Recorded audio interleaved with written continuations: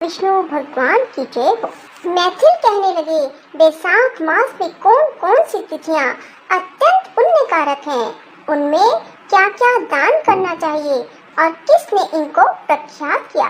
तब श्रुतिदेव कहने लगे, बैसाख मास की सब तिथियां अत्यंत उत्तम हैं। प्रत्येक तिथियों में किया गया दान कई गुना फल देने वाला है। संपूर्ण तीर्थ करने से जो फल प्राप्त होता है, वैसा ही फल एक एक तिथि में स्नान, दान, तप, होम, पूजन आदि से प्राप्त होता है। कथा श्रवण करने से तत्काल मुक्ति मिलती है।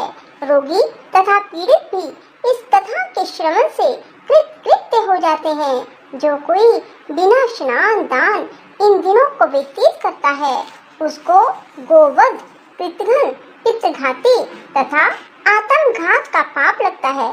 जल स्वाधीन है तथा शरीर भी स्वाधीन है, फिर स्नान में संकोच क्यों किया जाए। दरिद्री, धनवान, लंगड़ा, लूला, अंधा, नपुंसक, विधवा स्त्री, बालक, वृद्ध, युवा सभी को बैसाख मास का स्नान जरूर करना चाहिए।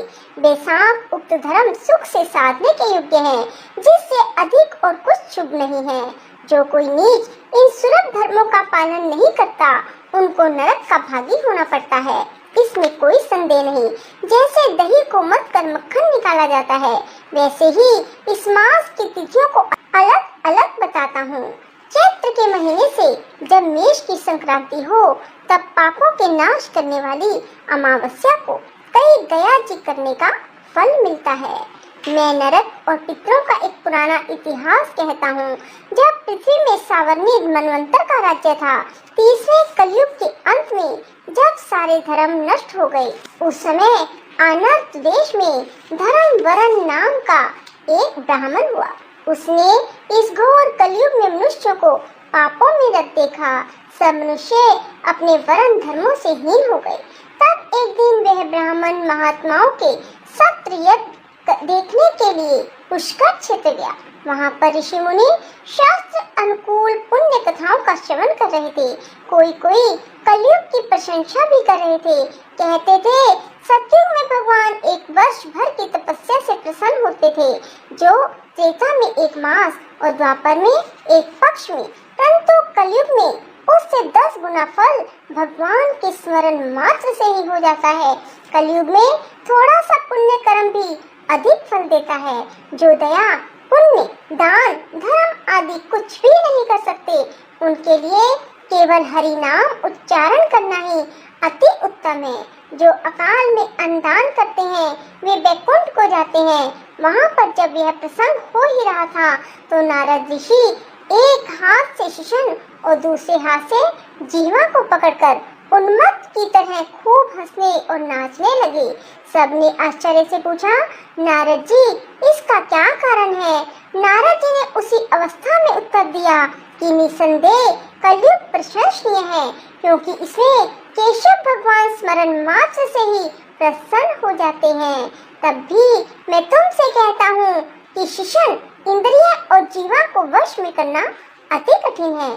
जिसने इन दोनों को वश में कर लिया, वह साक्षात जनार्दन के तुल्य है। इस कलयुग के आगमन पर तुम्हारा यहाँ ठहरना ठीक नहीं, सो पाखंड में भूमि को त्याग कर अन्यत्र कहीं जाकर विचरना चाहिए। वह सब मुनि ऐसे वचन सुनकर यज्ञ समाप्त कर कहीं अन्यत्र पर्वतों पर चले गए।